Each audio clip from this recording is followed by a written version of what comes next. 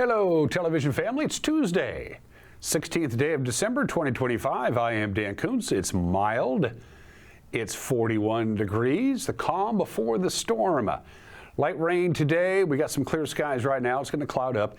The big system, the extremely active weather pattern that we've been telling you about for quite some time, arrives late this afternoon. By tonight, torrential rain, strong winds, a bad mixture. The last thing we need is heavy rain and strong winds, but that is right in the wheelhouse for tonight through Wednesday before we calm down a little bit. The two big rain days are going to be tonight, starting at about 4, going overnight tonight. Heavy, we're talking like a half an inch of rain for Wenatchee, which is a lot for us.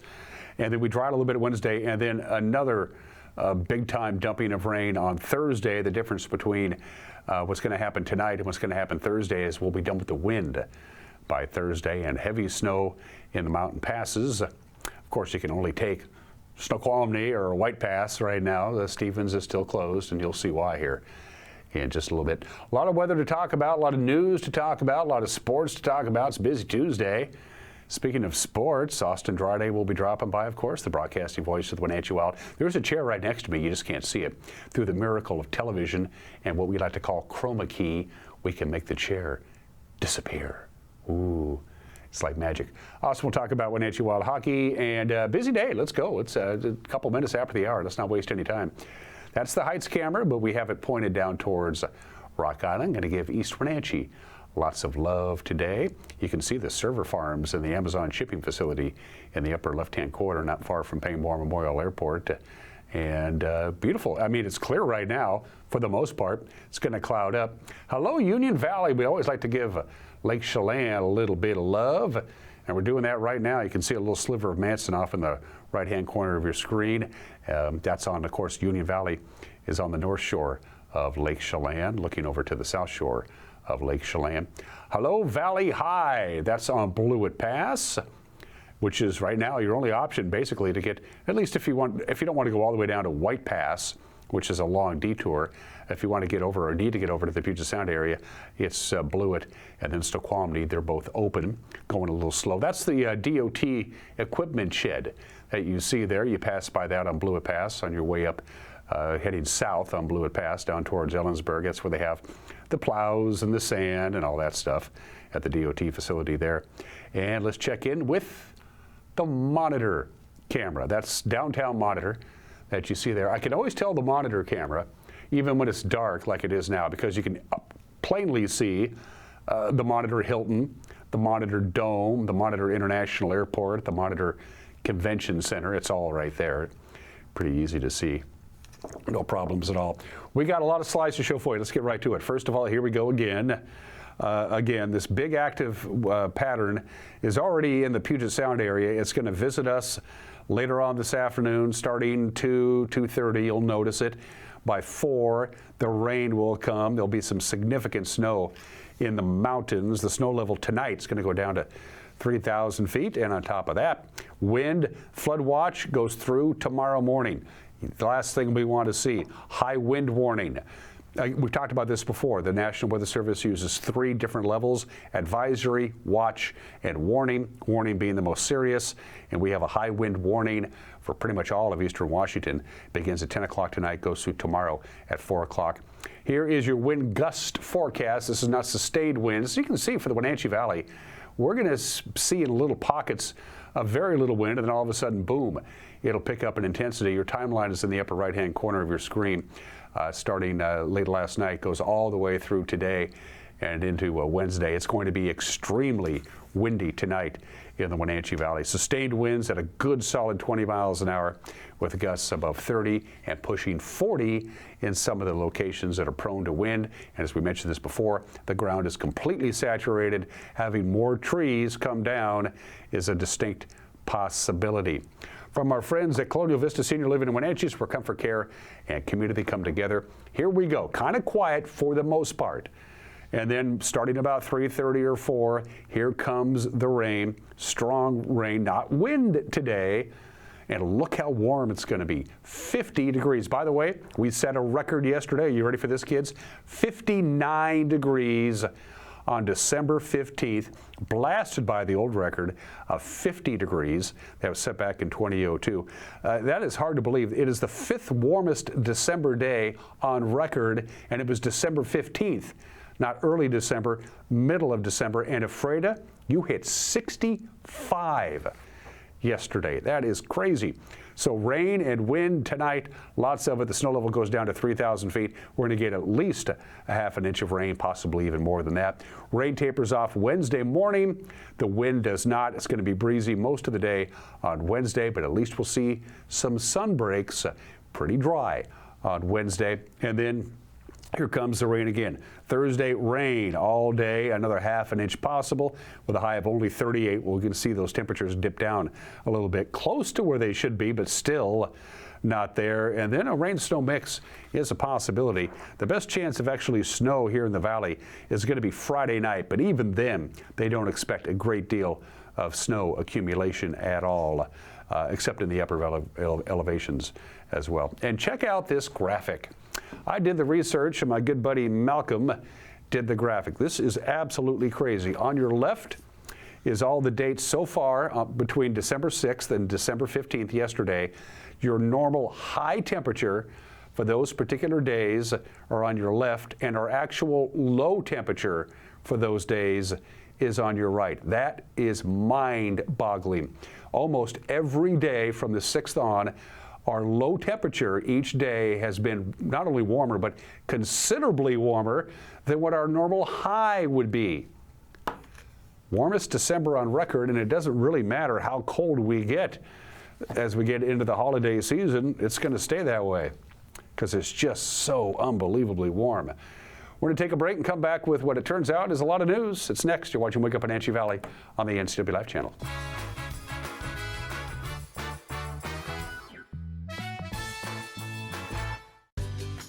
Tour Moses Lake just a gas tank away. With its abundance of outdoor activities, Moses Lake is a great place to visit. From fishing and boating to exploring the city's attractions, there is no shortage of things to do. Whether you're enjoying any one of the variety of restaurants with the family or an adventure-filled day with friends, Moses Lake has something for everyone. Tour moseslake.com and start your adventure today. There's no place like home, because home is where we're totally comfortable. It's where we can be ourselves and let our guards down.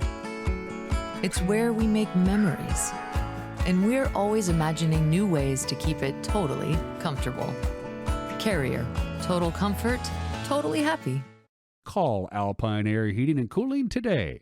Your comfort is their priority. When flooding hit Serve Wenatchee, their office in Fresh Hope Market were devastated. But their mission to help prevent homelessness in this valley hasn't stopped, and neither will we. I'm Todd McLaughlin, General Manager at Apple Valley Honda. Now through the end of the year, we're donating $25 to Serve Wenatchee every time someone takes a test drive. And if you happen to buy a vehicle, we'll give an additional $100 in your name. Because when our neighbors are in need, this community steps up, and we're proud to be part of that. Welcome to Bliss. Population U. This is the you that appreciates the warmth of a good coat and the fit of a purposeful boot. At Coastal, we want to be your partner in finding your bliss. We are hopeful and helpful because we're about this community. So when you're looking for a place called Bliss, trust Coastal, your country lifestyle superstore. Coastal, we're just what the country needs.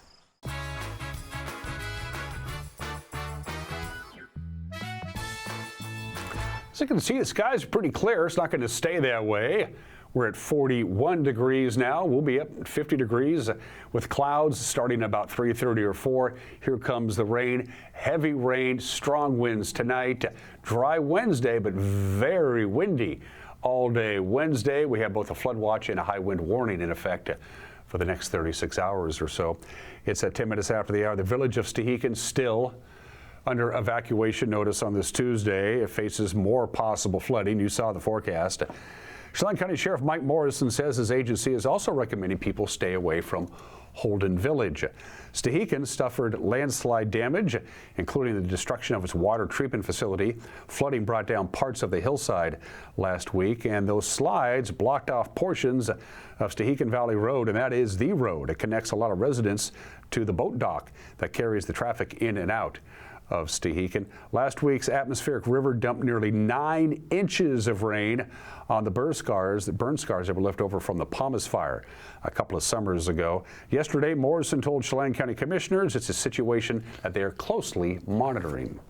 You know, Stehekin citizens are very independent, capable, dedicated to their homes and stuff. So we understand that a lot of them have made the decision to stay, but we're trying to get more of a full count of how many are up there because we recognize the hillside is still unstable in several spots. The water is forecasted to continue to come down.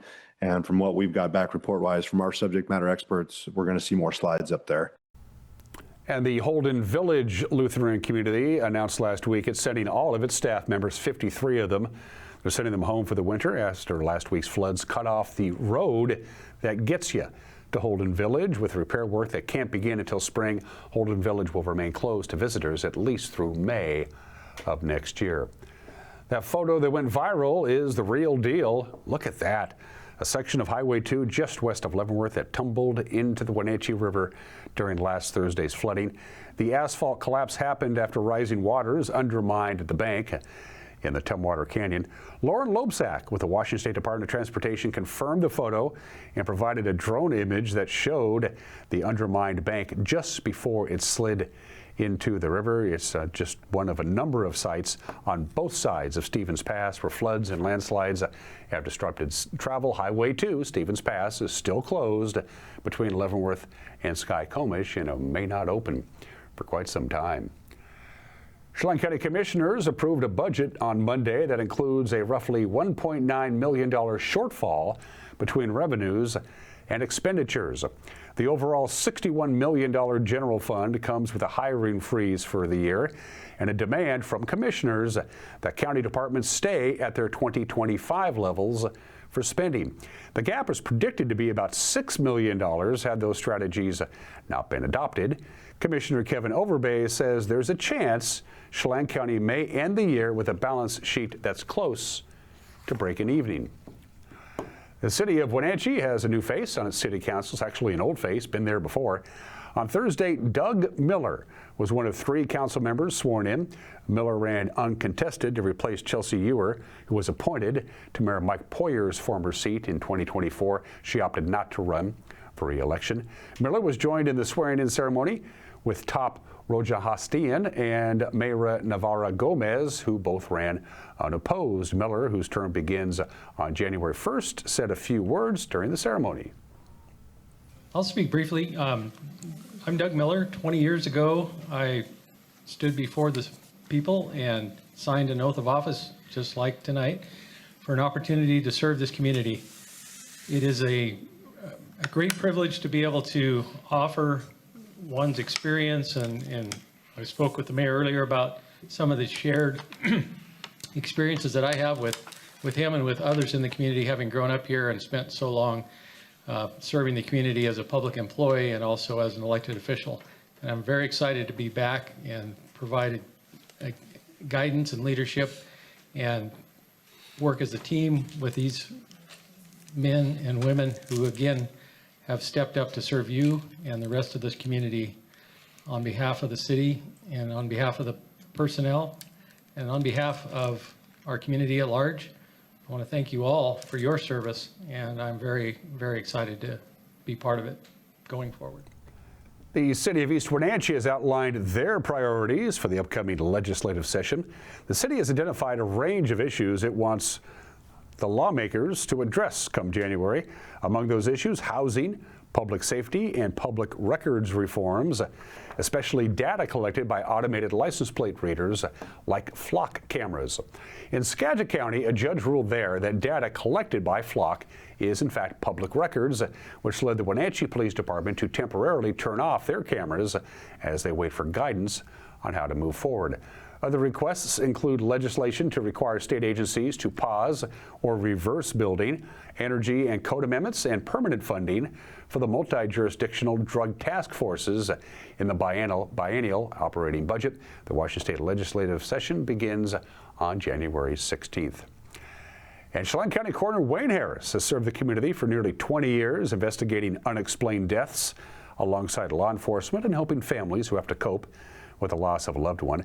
Harris has chosen to retire from office at the end of this year rather than serve out his full term, which will go through the end of next year. He sat down with me and told me one big reason that he's decided to step down is the kinds of deaths he's asked to look into. Drug overdoses have been rapidly increasing, and going out on all these calls and telling families, and it's mentally and emotionally, just physically also, it became a little bit too much for an older guy like me. It just wears you down to see these should be young, healthy, vibrant people. Most of them are young, not necessarily all of them young, but most of them young. Yeah, and seeing their lives go down the drain like that. Yes, a lot of them were young, but it's interesting. 30, 40, 50 are a lot of the ages.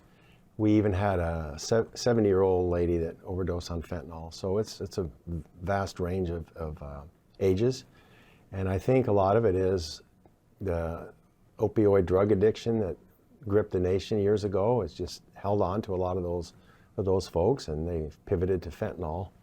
And then the younger kids are getting it because it's inexpensive and highly addictive. Powerful. Very, yeah, very. Last year, the last numbers we have that you gave to us, 37 fatal overdoses last year. That's correct. 2024. How can you differentiate in your job whether it was an accidental, I did too much and I'm gone, as opposed to I don't want to live anymore and I'm doing this? Can you in fact do that? That's really difficult. The only way is if an individual had prior suicide attempts or left a note or texted family or friends and said, I can't live anymore, I'm not going to do it.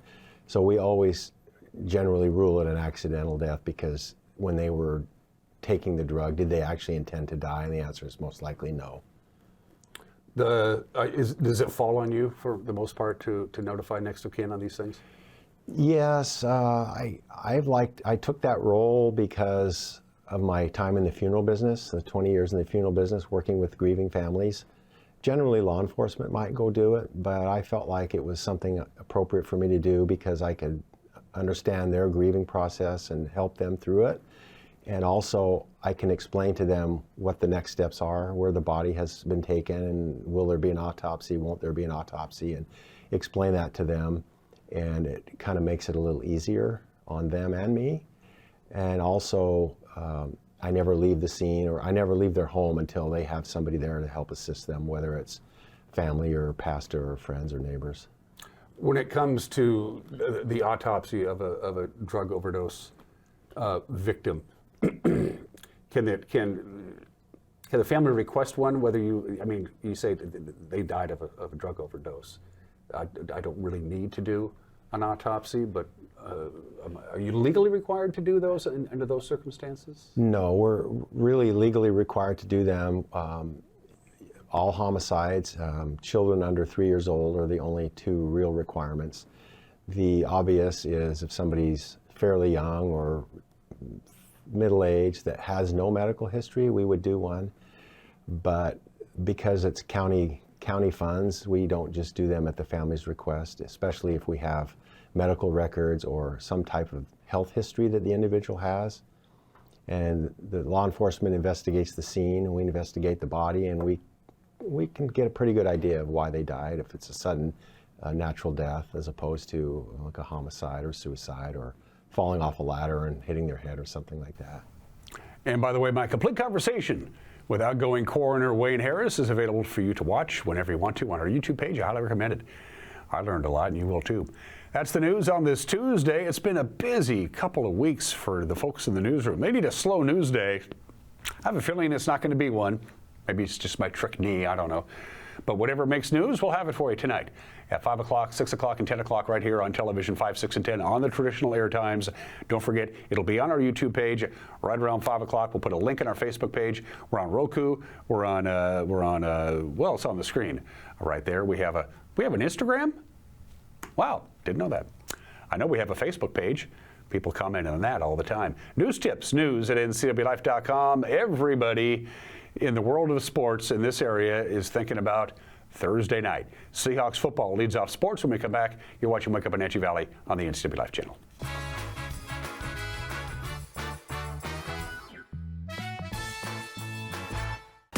Your favorite local channel is now available for free on your smart TV and connected streaming devices. Watch live programming and catch up with the latest shows on demand. See the local stories that matter to you. NCW Life, now on Roku, Fire TV, and Apple TV.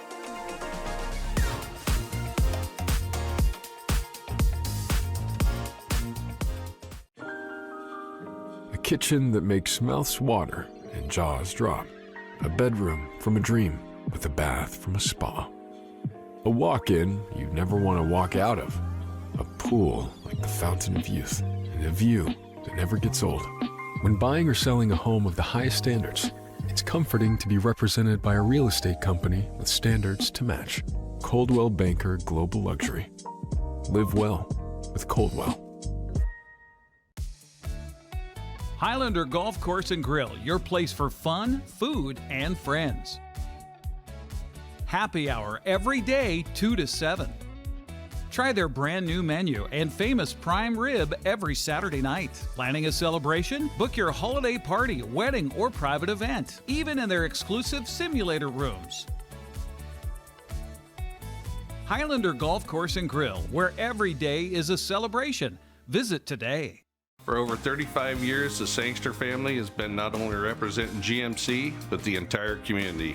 As one of the few family-owned dealerships in Washington, you can count on our personal integrity, which has spanned over 3 generations, to ensure your satisfaction.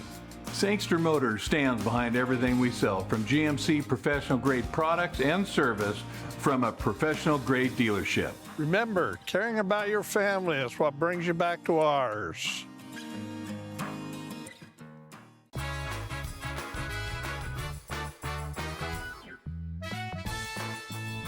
Sports at 22 minutes after the hour. The Seahawks and Rams kick off Week 16 of the NFL season. They get to go first Thursday night. National TV, of course, first place in the NFC West is on the line after their victory over the Colts on Sunday. Coach Mike Macdonald admitted that the slow starts that the Seahawks have been going through lately has become an issue. I think this is one of those like results versus process thing. Yeah, we're not getting the results we want. Okay. Can't just say let's start better, like let's go back to see, how we're doing our openers, how much we're carrying, what we feel like the guys can execute at a high level. How do we diagnose what their game plan is as soon as we possibly can? I mean, there's a lot of things going on there, and that's on the table right now. We're working through it, just like any other thing that's happened that is kind of falling short to the standard that we want to achieve, and we're working through it. So. But I think there's some things on the process end that will yield better results. The struggling offense has put a lot of pressure on the defense, as you might imagine, but Coach Macdonald said defense, they have definitely risen to the occasion.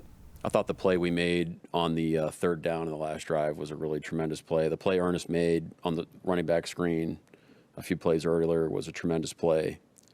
Definitely didn't account for them running the ball in that situation. I think they checked to it. And we weren't in a great defense to stop the run, and our guys really made it come to life there. It was awesome. What did you think of just how the pass rush played yesterday? I mean, he's throwing it in like 0.3 seconds. I thought the guys played hard, did a good job. Probably needed to force more. It's easy to say we got to rush the passer, but how many times they're going to drop back? They're going to go run, and it's hard to get negative plays in that run scheme. I'll tell you what, Byron Murphy, this isn't your question, but Byron Murphy played a tremendous football game. He was absolutely dominant, probably single-handedly won us the football game on defense. I mean, he absolutely played lights out.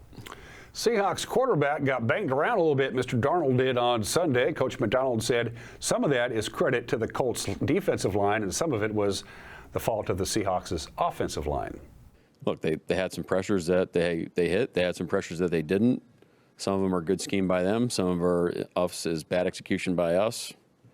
You got to go play ball. You know, you got to call what's run. You got to execute our system. Part of what's great about our system is we're not just, you know, we're not spending 8,000 years trying to, you know, solve every protection riddle known to mankind so our guys can go play fast. And I love that about us. You know, we change our protections and they have different stress points and things. And sometimes cost of doing business is we're going to have to throw hot, and that happens. And sometimes we pick it up and we gash people, you know. So it's really a function of how well we can execute our stuff.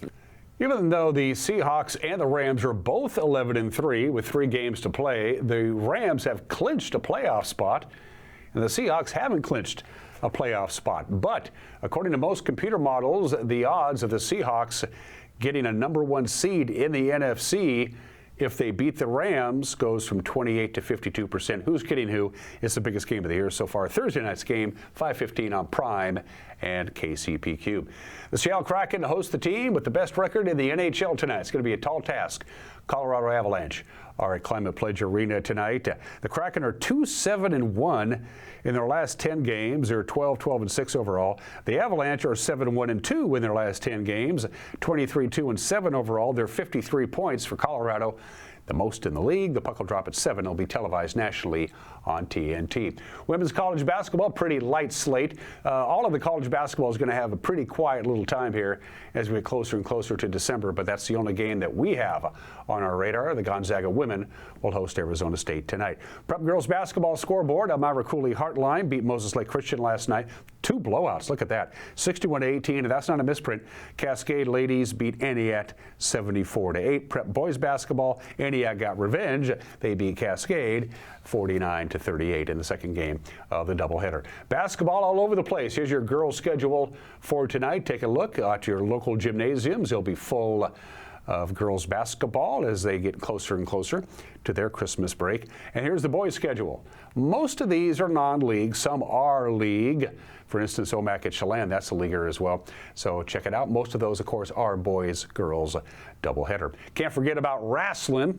There'll be wrestling tonight. Here's your wrestling schedule for North Central Washington. Just the one. Quincy hits the bus, heads on down to Royal to take on the Knights at 5 o'clock. Bowling. West Valley will be at Eastmont Lanes to take on the Wenatchee Panthers. They'll get going at 2 o'clock. Sunnyside welcomes Eastmont to Valley Lanes at 3 o'clock. And Eisenhower at Nob Hill Lanes as Moses Lake coming to town at 3 o'clock. And the Wenatchee Wild on the road tonight in Seattle. Well, actually, in Kent. It's the Seattle Thunderbirds, but they play in Kent. We won't get into that. They'll drop the puck tonight. Austin Draude, of course, will be my guest here in about 10 minutes or so. And those are just some of the games that people are playing. In Bahrain, it's National Day. I wanted to make sure those folks watching in Bahrain got that. And in Kazakhstan, it's Independence Day for you folks, in case you forgot about that. But today, take whatever it is and cover it in chocolate. It's National Chocolate-Covered Anything Day today. Whatever it is that you're having to eat today, breakfast, lunch, or dinner, put chocolate on it. Most people don't need a reason to do that. Goobers, the first chocolate-covered peanuts, have been sold for 100 years. Yeah. Most chocolate-covered raisins in this country are made from a special hybrid of raisin, a special seedless raisin. I did not know about that. Nestle's makes over 20 million chocolate raisins every day, and the average American eats 12 pounds of chocolate every year. So whatever it is, make it and then put chocolate on it. I recommend chocolate-covered chocolate. Just throwing that out there. 29 minutes after the hour. Today in history, in the spring of 1773, the British Parliament passed the Tea Act, which meant that the British East India Company could sell tea exported from China without having to pay a tax on it. Didn't really affect a lot of the colonists. It just didn't. It wasn't a big financial burden. It was more like the symbolism that got a bunch of people mad. So on this date, in the middle of the night, on December 16, 1773, a bunch of people calling themselves the Sons of Liberty disguised themselves as Mohawk Indians, got drunk, and dumped hundreds and hundreds of barrels and crates of tea into Boston Harbor as a protest. There were about, nobody knows exactly, anywhere between 30 to 130 men. And not all of them were dressed as Mohawk Indians. All 342 chests of teas ended up in Boston Harbor. Probably smelled a little bit too. Hitler's Hail Mary 81 years ago today that caught the Allies completely by surprise. They had overextended their lines. They couldn't see where German troops had been moving because there had been low clouds and fog for days on end, so any air reconnaissance didn't work at all. They were a little overconfident, the Allies were, because they had been making huge progress after the invasion of France in the summer of 1944. They just weren't ready for it, and the Germans took advantage of it with a surprise offensive of 3 German armies through the Ardennes forest. It was a total surprise, and it set the Allies' effort back quite a bit. It didn't work. The Battle of the Bulge began on this date in 1944. 65 years ago today, over the skies of New York City, a United Airlines Douglas DC-8 was approaching JFK Airport. A TWA Lockheed Super Constellation was getting ready to land at LaGuardia Airport. They collided over Staten Island, and they both crashed. All 128 people on board both aircraft and 6 more on the ground were killed at the time. This was 1960. It was the deadliest aviation disaster at the time ever. Turns out the DC-8, which was flying into JFK, was 11 miles off course and traveling way too fast to land. The DC-8 crashed in Brooklyn. That's what you see there. 6 people on the ground were killed. The TWA ended up falling in Staten Island. Didn't kill anybody on the ground. Stephen Balls of Chicago survived. He was 11 years old, survived the crash, died the next day. And Paul Castellano picked the wrong day to go to Sparks Steakhouse in Lower Manhattan for a nice evening meal on the evening of December 16th, 1985. 40 years ago today, Paul Castellano got out of his limousine in front of the Sparks Steakhouse. He was the godfather of the Gambino crime family. He and his bodyguard got out of his limo, and here is what happened.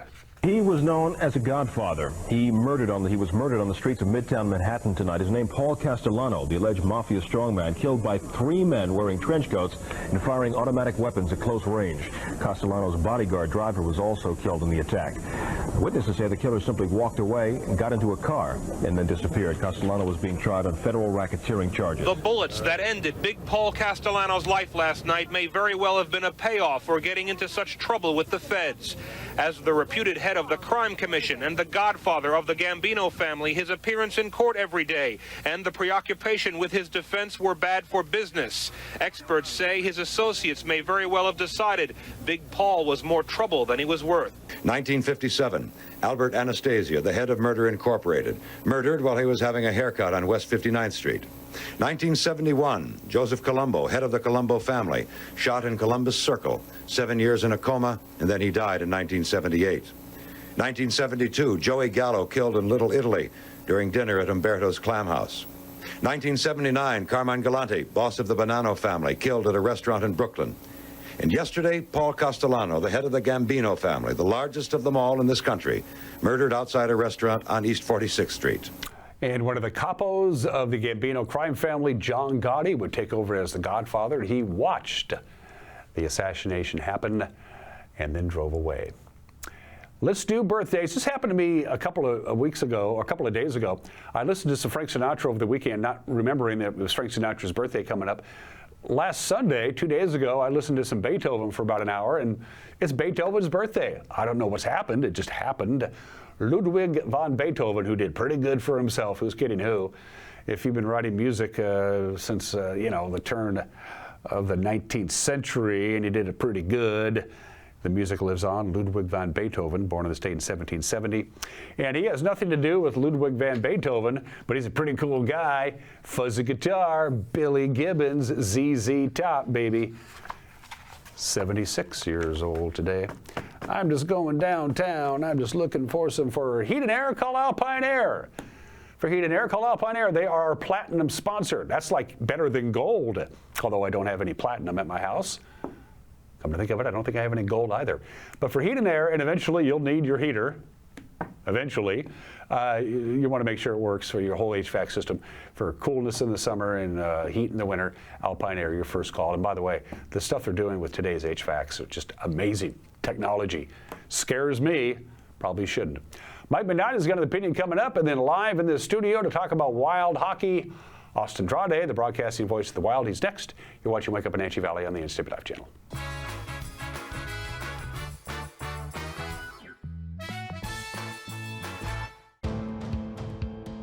NCW Life Channel is your local TV station. We believe in being the spotlight and mirror to the communities we serve in North Central Washington. Programming on NCW Life would not be possible without our sponsors. Special thanks to our platinum sponsor, Alpine Air. Turn to the experts at Carrier and Alpine Air. Central Washington Water understands the power of healing waters. If part of your wellness routine includes hot heat from a sauna, Central Washington Water now carries indoor and outdoor infrared and hot rock saunas by Tilo. Research shows there are many health benefits to a cold plunge after a good workout or relaxing time in your sauna. Harness the power of water in a hot spring spa, plug-and-play spas, a Tilo sauna, or a cold plunge tub. Stop by Central Washington Water, your wellness experts.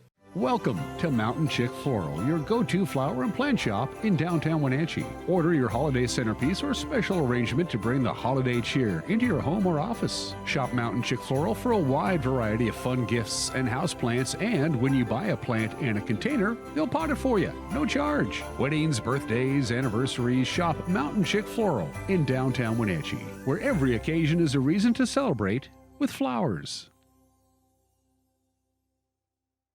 When your heating or cooling system is giving you trouble, call the diagnostic doctor from Dick's Heating and Air Conditioning.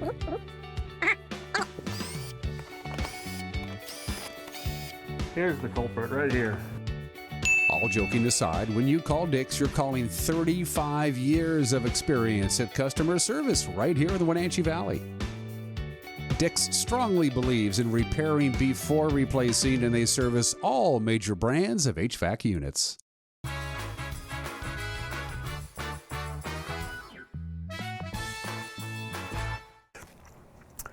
Hey, this is Mad Dog McNutty, and everybody's entitled to my opinion. Now, I'm a cigar smoker, so I thought that I'd share a little cigar trivia. In the 1960s, President John F. Kennedy, remember him? He increased trade embargoes on Cuba, restricting the import of Cuban goods into the United States. However, Kennedy had told his press secretary, Pierre Salinger, to secure a large quantity of Kennedy's favorite Cuban cigars, the H. Upmann Petite Upmanns, and to do so as soon as possible. Salinger was able to obtain 1,200 of these cigars just hours before the embargo was officially signed. Hey, it must be nice to be the president and be able to do stuff the rest of us can't. So yeah, I know the current guy who's making the most and taking the most advantage of his power isn't the only one who's ever done so. Now, not that this is any excuse. This is Mike Mad Dog McNaughty, and that's my opinion.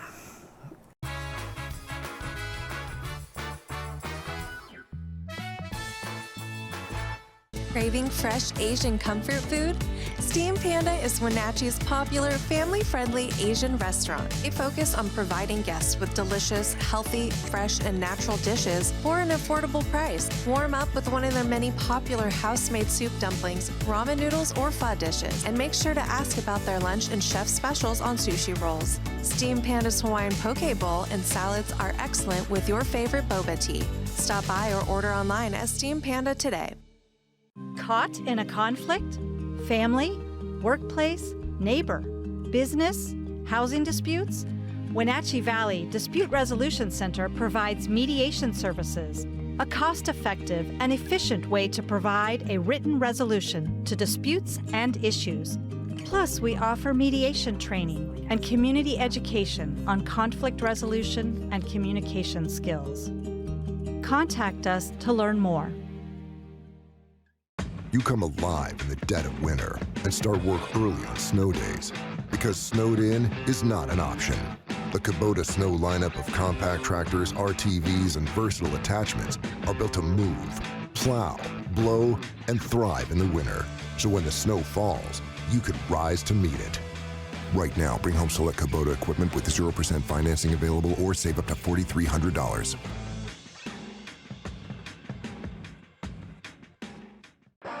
BC Outdoor Sport Fishing TV, Season 14. Join your host Mike Mitchell and his special guests as they explore some of the most exciting fisheries BC has to offer.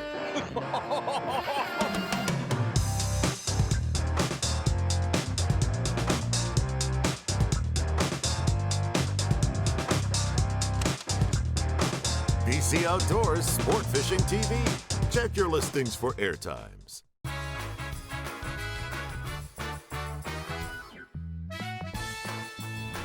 It's a Tuesday tradition around here since 1979. Hockey Talk with Austin Draude. We do it every Tuesday morning. Talk about Wild hockey. 3 games in 3 days. A quick recap before we get into the videos.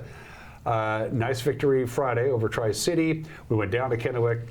Americans took us to it pretty good. And then here comes Everett for Teddy Bear Toss on Sunday. Before we get into the highlights, just a brief little recap of the Wild over the weekend. Not bad, could have been better. Yeah, Friday was a hard-fought win. The guys played really well on Friday. I think Saturday, Tri-City came out with a little more physicality than they did on Friday night and had the crowd behind them. I don't know that our guys responded as well as they needed to on Saturday. And you said it about Sunday. That's a really good team that we ran into from Everett. You can play your best, and you might not get a win against Everett. And our guys played a fairly good game, but Everett's got a lot of elements that make them a really good team. It's really hard to stay with them for 60 minutes. And kudos to you. You predicted that the Saturday game down in Kennewick against Tri-City, that their defense would carry the way for them, and that's exactly what happened. The defense and some excellent goaltending from Xavier Wendt got it done for them on Saturday night. Highlights from Friday night at the Town Toyota Center. A nice little victory over the Tri-City Americans. Austin, I'm going to ask you to use the monitor here in the studio. You folks at home, please, and I cannot stress this enough, please use your televisions, people. Here we go. Starting things off on Friday night. That puck drop doesn't count, but it's good to get the Wild off to a good start with 1 win at the faceoff dot. How about a goal in the back of the net? This one going to come down behind the net, and Aiden Grosskloss going to find it. Look who he's going to find out front. How about Grady Wedman sneaking in from the point for a little snap from below the hash marks.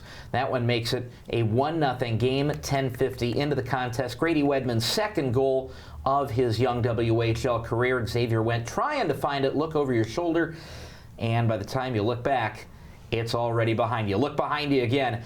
Second period now. Tobias Tversnick in the net. Try once. If you don't succeed, try, and try again. And it might still not matter. Tobias Tversnick with a left leg save. Couple of them on that one. Wenatchee going to get back on the goal, or get back on the scoreboard with this one. A takeaway at neutral ice. How about fading a shot from Kalen Jodry? Fading a pass right wing, and Jodry from just inside the circles throws it past Xavier Wendt. A 2-0 lead, but just a few minutes later, Charlie Ellick going to put Tri-City on the board with a nice little heave from the left point. That one beats Tobias Tversnick, finds its way through the traffic and into the back of the net, and a 2-1 game. Just before the end of the second period, Kalen Jodry on the job again. A shot block out in front, a little slip pass from Blake Vanek, and Jodry, I'll just take care of that. Thank you. 3-1 score. Wild go to the third period up by a couple.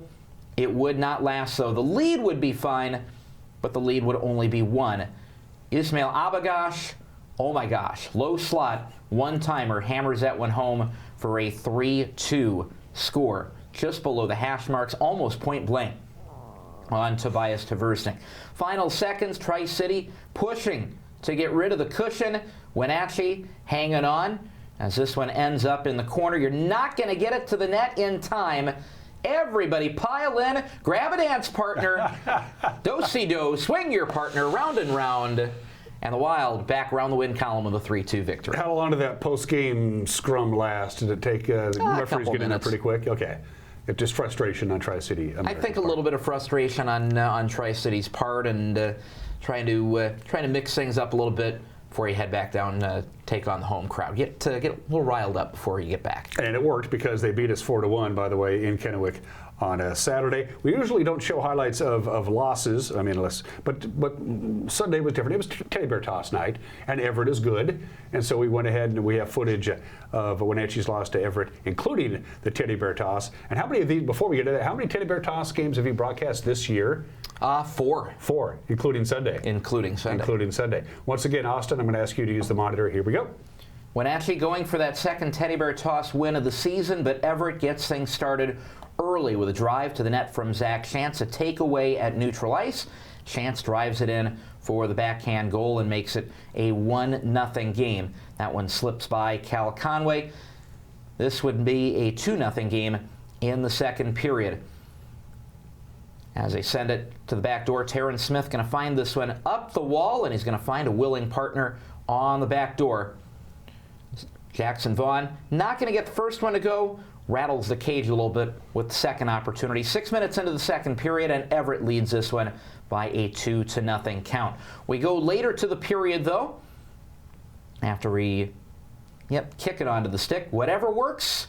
And how about whatever works for the first year Wenatchee Wild affiliate Kalen Miles? Not even 2 periods into his first game in the Wolves' Den, hammers one home off a pass from below the goal line. Chuck him if you got him. Hundreds of Bears onto the ice. Kalen Miles into the history books with his first WHL goal and a 2-1 lead for the Everett Silvertips. Everybody jumping onto the ice. Get your pictures. Get the Bears. As we send things on to the third period, check out this opportunity right out front. Kalen Miles swoops his way to the net. Just a little tap in. There's the happy face. All sorts of happy faces. Not to mention the fact that the Wild back within 1 going to the second intermission against one of the top teams in all of junior hockey, the #1 team in the Western Hockey League. We said the second intermission. They took the intermission early. Second period still going on when the teams come back, and a chance from the left point. It's Breck Liskey finding a way through to get this one to the third period, a 3-1 lead. Wenatchee trying to do what Tri-City did the couple games before and get it back to a 3-2 game. This one would not get there, but check out the dive forward and the snare from Cal Conway at the left post. 8 minutes into the third period, Conway keeping this one a 3-1 game. The net would be empty in the final minutes, and Zach Chance, we talked about him before. We're going to talk about him again. Grabs this one, throws it on from atop the face-off circle near wing. There's nobody there to stop it this time with the extra player on the ice. Shorthanded goal for Everett as they throw it home and get that lead up to 4-1, which is what it's going to go into the books as. Tobias had Sunday off. You put Mr. Campbell, not you, you're not the coach. Mr. Campbell played between the pipes on Sunday. Just to give him a day off, injury, where are we? Because I like this goalie. I like our goalie a lot. Yeah, Tobias played both games Friday and Saturday night, so we gave Cal Conway the start on Sunday. You don't want a goaltender playing all 3 games, especially when you got games coming up today and tomorrow, 5 and 6. You got to mix it up a little bit. And Cal's won us some big games this year. I know he's only got the 3 wins. The numbers may not be real pretty, but he's done a pretty good job for us in those 3 games that he's won, and he's won a few big ones for us. So he's putting him in net for a big game is as valid as anything. Check out what's going on in the Western Conference. The Wenatchee Wild are in 12th place last. Portland is in 4th place, but yet just 10 points separates the Wild from Portland. That is, there's a whole bunch of teams bunched right there in the middle of the pack. Am I right with them? It's a big crowd in the Western Conference right now. You've got Everett far out in front with 53 points. They're now, I believe, 5 points clear of the field with Prince George up there. And, it's a crowd between 4th and 12th right now. Wild take on Seattle tonight. A win in regulation would actually put Wenatchee above Seattle in the standings. And right now, this group is only 5 points out of a playoff spot. Yeah, it's and there's still a ton of hockey to go. And in Seattle, we've had some really good home cooking, but we've been struggling on the road. This would be a nice victory if we take the T-Birds tonight. It would be, so talk a little bit about Seattle. They're just right above us at 11th in the Yeah, in the they're right above us. They've been excellent at home and kind of scuffling on the road as well this season, but they're a tough team to take down on the road. They've got Brock Englund, who's one of the top scoring rookies in the league, but a team that puts itself in the penalty box a fair bit. So Wenatchee maybe a chance to get some power play time going if they can catch Seattle on a rough night. But again, those power play goals got to go, and Wenatchee has to get things rolling 5-on-5 as well. Seattle's a tough team to beat at home, and it's a tough environment to get a win in. There's a lot of those in the U.S. division right now. So mental toughness, consistent effort. This is a winnable game for the Wild tonight, but can't afford to let down over those 60 minutes. Is that Seattle's modus operandi? Try to get into your head a little bit, a couple of cheap shots early on. Get the other team flustered and frustrated? Well, they're a physical team. I think sometimes that physicality and that style of play maybe gets them into trouble. They go a little bit too far. They get caught for a penalty on that, or trying to save something from happening. Some of those penalties are ones that you kind of can't afford not to take, and I think they get caught in a few of those as well. But it's up to the Wild boys to take advantage of a few of those tonight and pick up on find some mistakes and pick up on them. So it's Seattle tonight. Then you guys are going to stay in the Puget Sound area. You're going to stay overnight because you turn right around tomorrow and take on Everett. Beating Everett tomorrow before the Christmas break would be sugar on the ice cream, wouldn't it? It would be, and for these guys, I mean, you look back at the first game of the season. The guys took Everett to a shootout, and these guys have won. I think you ask some folks what games should these guys have won. I think you might find a few answers of games that the guys should not have won that they have won. You look at Saskatoon, you look at Prince Albert, they beat Prince George, and they're still number 2 in the entire conference right now. So this is a group that has won some games where I think they've surprised some people. Everett has a couple players who are gone for the World Junior Championships, trying to make their teams at tryout camps right now. So it's a real opportunity for this Wild group to get some momentum going to the holiday break. You look back at the game that the guys played against Everett last year. They knocked off Everett, ground out a win in Everett right before the holiday break, and then went up to Kelowna and took down a Rockets team that ended up fairly good last year too. So this is a game that I think the Wild can win and would love to win go into the holiday break and maybe give them a little push into the second half. And the team needs a break. Again, after the Everett game tomorrow, it's Christmas break. They don't even have another game till the 27th, not even a home game till the 28th. So what's Coach Don's marching orders going to be tomorrow night as the Wild scatter to the winds for a week or so to go see family? I think it's going to be, number one, spend some time off the ice with your family, especially after a 5-6. These guys are going to need some time off the ice to refresh the legs and soak the feet a little bit in the Epsom salts. But no, I think the guys are going to want to stay on the ice a little bit, keep the skates on a few times just to stay loose and stay sharp. But absolutely, spend some time with your family, get a mental break from the game, get a physical break from the game. I think it'll come at a good time for these guys. Yeah, actually the perfect time. Again, Seattle tonight, in Kent, don't go there. In Everett tomorrow, in Everett, go figure. They're actually going to play in the city that they're named after. And you're going to head to the Hawkeye State. You're going to go see your folks. You haven't seen them for a while, right? It's been quite a bit.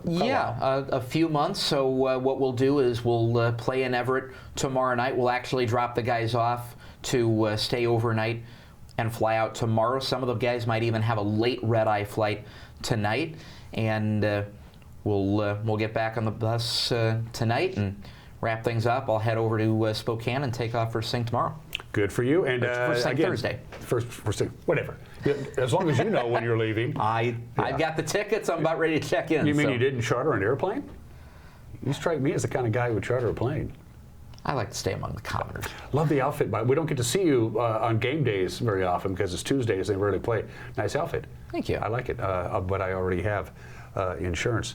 Next home game, by the way, is December 28th after the Christmas break. Austin, it's good to see you, my friend. Good to see you. We're going to take a quick 1 minute break and come back and do that very important weather forecast. You're watching Wake Up Wenatchee Valley on the NCW Life channel.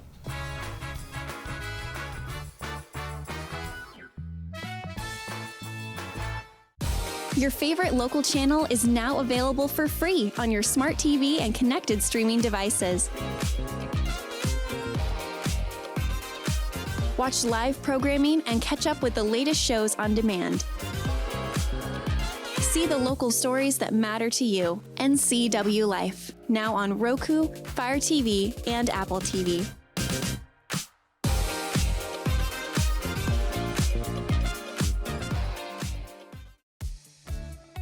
Highlander Golf Course and Grill, your place for fun, food, and friends. Happy hour every day, 2 to 7. Try their brand new menu and famous prime rib every Saturday night. Planning a celebration? Book your holiday party, wedding, or private event, even in their exclusive simulator rooms. Highlander Golf Course and Grill, where every day is a celebration. Visit today. Hi, I'm Amanda Walden with A. Walden Insurance Group. Medicare can be overwhelming, but you don't have to figure it out alone. I've been helping people understand their Medicare options for over a decade. Medicare isn't a one-size-fits-all. I'll help you understand your coverage options so you can feel confident in your decisions. Let's find the right Medicare plan for you. Call me today or come and see me at my office located on South Chelan Avenue in Wenatchee between the YMCA and the Social Security office. I look forward to meeting you soon.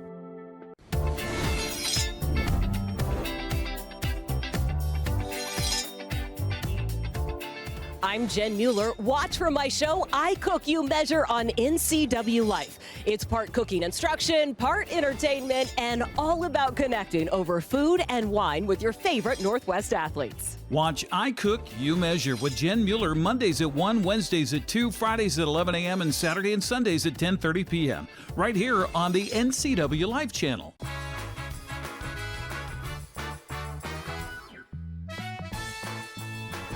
It's a very pleasant morning. It's cooled down a little bit. We were at 41 about a half an hour ago. We're down to 37 because we do have fairly clear skies. Ain't gonna last.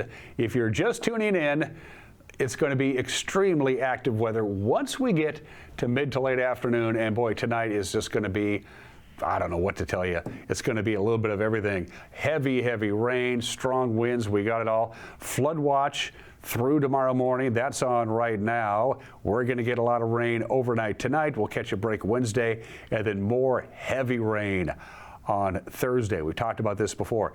The ground is saturated. There are a lot of really big trees that didn't fall over last Wednesday and Thursday, but may, in fact, topple over tonight. We have a high wind warning. It starts at 10 o'clock tonight, goes all the way through tomorrow at 4 o'clock. So we're going to be dry on Wednesday for the most part. In fact, we'll even see some sunshine, but the wind is not going to let up. So we don't like high wind warnings. Those are about as serious as it gets. For the sustained winds for the Wenatchee Valley, not too bad. The farther east you go, the worse it's going to get. And also in the Cascades, very, very windy. I would not be surprised at all if we saw some more power outages with trees coming down over the power lines. There's your timeline in the upper right-hand corner of your screen. As you can see, Wenatchee at times catches a little bit of a break. You folks out in the Columbia Basin, you don't catch a break at all. It's either going to be breezy, windy, or very windy. This is your wind gust forecast, the timeline that takes us all the way through Wednesday. And as I mentioned before, the wind will be picking up in intensity tonight, very windy tonight. And even though there's no real rain in the forecast on Wednesday, the wind is not going to let up at all. So, are you ready, folks? Do whatever it is that you need to do today, because by the time you're done with the day, the weather will change rather dramatically. Right around 3:30 to 4, you're going to start feeling the rain and feeling the wind. We'll get up to about 50. Heavy rain tonight, a half an inch, a distinct possibility, at least a quarter of an inch, more than that in many locations. Very windy, overnight low about 38. We get sunshine Wednesday. The rain will be done by about 7 or 8 a.m. on Wednesday morning, but the wind will stay with us. In fact, for the valley, it could be considerably windier tomorrow than it will be overnight tonight. And then another system comes on Thursday, another dose of heavy rain on Thursday. The snow level, by the way, anyway, on Thursday is going to be 2,600 feet. It's going to be 2,800 feet on Thursday night. It's going to be 1,900 feet on Friday. Normally I would do the snow amounts for Stevens Pass, but of course Stevens Pass, you can't drive over it. So anyway, batten down the hatches, hang in there, kids. We can't seem to catch a break. We'll see you tomorrow. Bye-bye.